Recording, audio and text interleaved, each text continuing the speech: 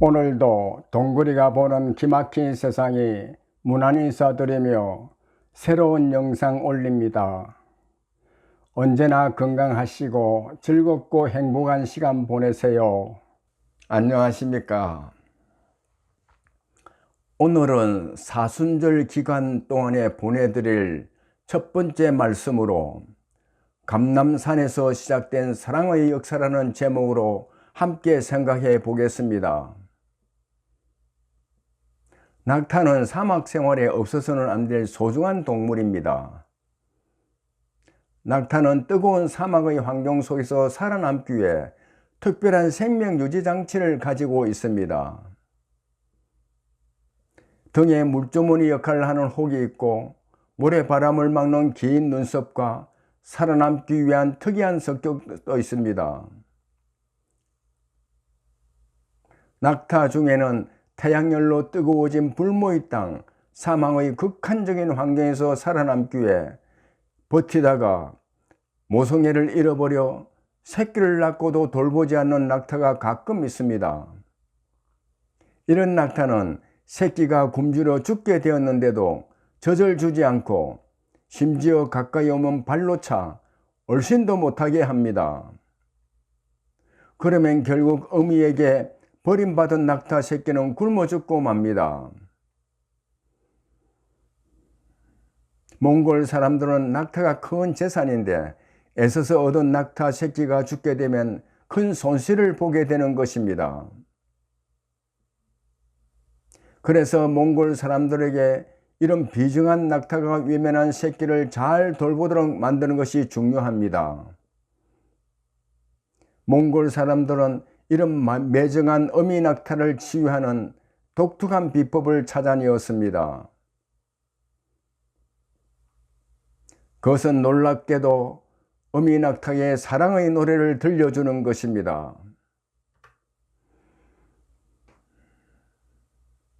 어느 집의 낙타가 이런 비정한 모습을 보이면 그 낙타를 치유하기 위해 마을 사람들이 낙타 앞에 모입니다.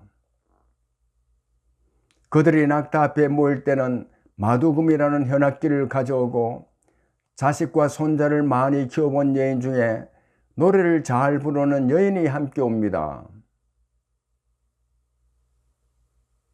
낙타를 치유할 준비가 다 되면 마을 사람들이 마두금을 연주하고 선택된 그 여인은 마두금에 맞추어 노래를 부릅니다. 여인이 부르는 노래는 어린 아기에게 들려주는 자장가와 같이 다정다감하면서도 잃어버린 자식을 찾는 어미의 가슴을 울리는 구슬픈 사랑의 노래를 부릅니다. 이때 기적이 일어납니다. 마두금의 연주와 다정다감한 여인의 구슬픈 사랑의 노래를 들은 낙타는 눈에서 눈물방울이 흘러내립니다.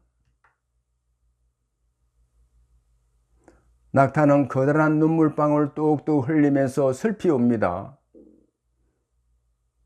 그렇게 눈물을 흘린 낙타는 모성애를 되찾아 새끼에게 젖을 물리고 정을 들여 잘 키운다는 것입니다. 이와 같이 사랑의 노래는 낙타의 메마르고 강팍한 마음까지도 변화시키는 힘이 있습니다. 예루살렘 성 밖에는 하나님의 사랑을 전하고 영원한 멸망의 길로 가고 있는 죄인들에게 영원한 생명을 주려고 이 땅에 오실 하나님의 아들을 위해 마련된 아담한 산이 하나 있습니다. 감람산입니다. 감람산은 예루살렘 성 동쪽에 하나님 아버지께서 사랑하는 독생자가 아버지의 뜻을 이루도록 창조 때부터 마련해둔 소담스러운 산입니다. 크지 않은 작은 산이지만 예루살렘 성을 잠잠히 바라보고 있습니다. 올리브 나무들이 예루살렘의 수천 년 역사를 지켜보며 자라고 있는 아름다운 산입니다. 그래서 이 산을 올리브산, 즉 감람산이라 부릅니다.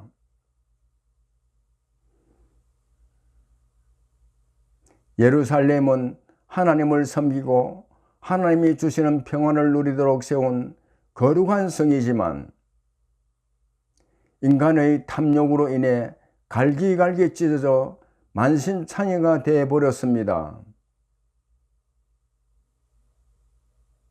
감람산은 예루살렘의 비참한 역사를 지켜보며 눈물과 한탄으로 하나님 아들을 기다리고 있었습니다.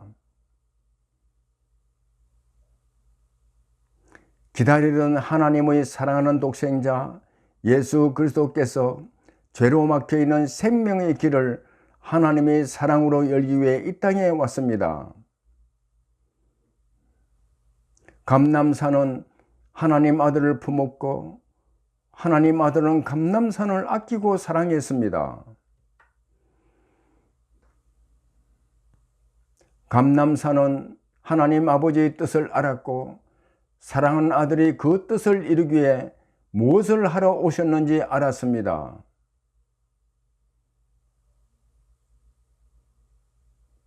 감람산은 예루살렘성 스데반문 맞은편에 있습니다. 스데반문을 나와 경사진길을 내려오면 기드론 계곡이 나타나고 거기서부터 감람산이 시작됩니다.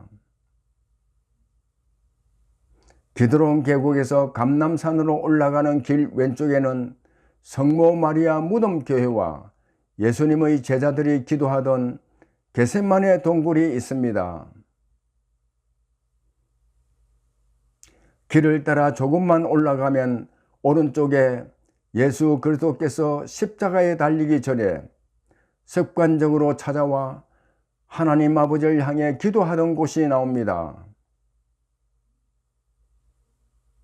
그곳에 기념교회가 세워져 있는데 16나라의 헌금으로 세웠다고 해서 만국교회라 부릅니다.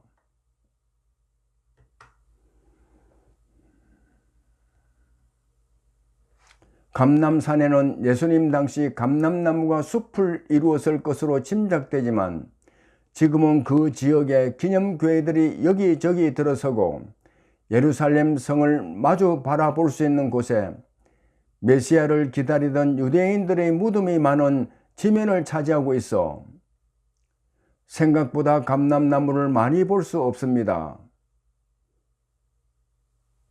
그러나 만국교회 정문을 들어서면 꽤 넓은 정원이 나오고 이 정원에 수령이 3000년이 넘은 감람나무들이 역사의 온갖 풍상을 몸으로 겪으며 성숙한 모습으로 잠잠히 서 있습니다.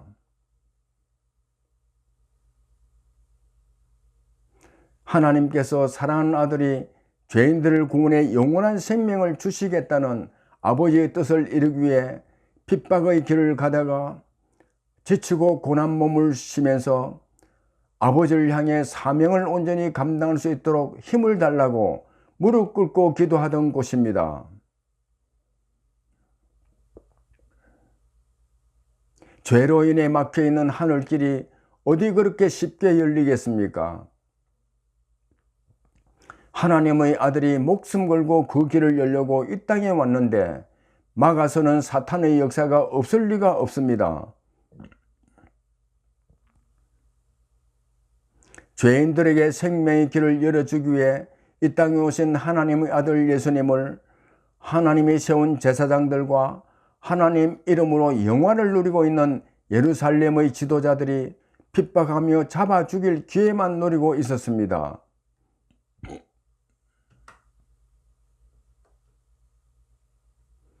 예수님이 하늘문을 열기 위해 사망의 세력과 벌리게 될 최후의 일전이 눈앞으로 다가왔습니다.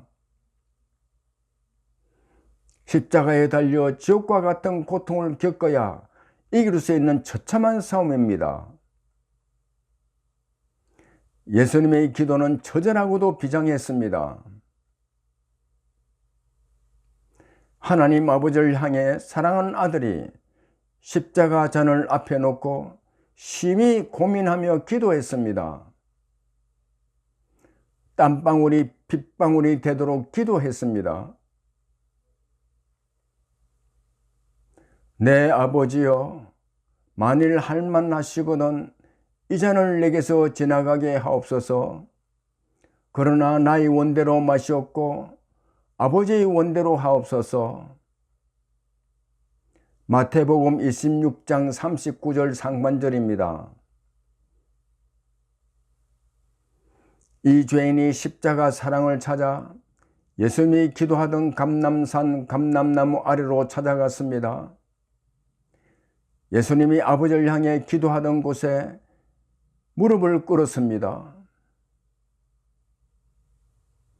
나 같은 죄인들이 무엇이라고 그냥 무시하고 버리시면 되는데 어찌하여 천지 만물을 창조하신 성자 하나님 예수 그리스도께서 죄인들에게 온갖 희롱과 모욕을 당하며 지옥과 같은 고통을 당하다가 목숨까지도 십자가의 제물로 드리려고 그 지옥의 길을 가셨는지, 밀려 들어오는 은혜와 사랑을 감당할 수 없었습니다. 메마른 죄인의 맘밭에 하늘로부터 사랑의 빗줄기가 흘러내렸습니다. 감사합니다.